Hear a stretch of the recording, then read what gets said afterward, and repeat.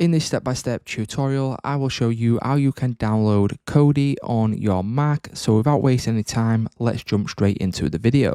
So the first thing that we need to do is head over to a browser of our choice. You want to go to the search bar, then you want to search for Kodi.tv. This will then bring you over to Kodi's main homepage right here, and then you want to go to the top bar, scroll over, click on download.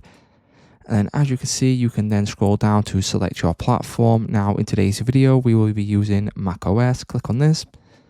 That gives you two options. So you've got Intel and you've got Apple Silicon. Now choose the one which is most relevant to you. Most newer Macs will be Apple Silicon. Select this. That will then initiate the download, as you can see in the top right hand corner. This will take a couple of minutes depending on how fast your internet speed is.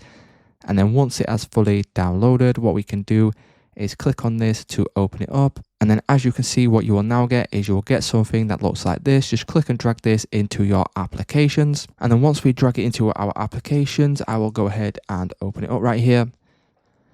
Click on open. And then once we do this, what you will now notice is that it has now been opened up on my second monitor. So if I just drag this over, this is what it will look like once it has fully downloaded.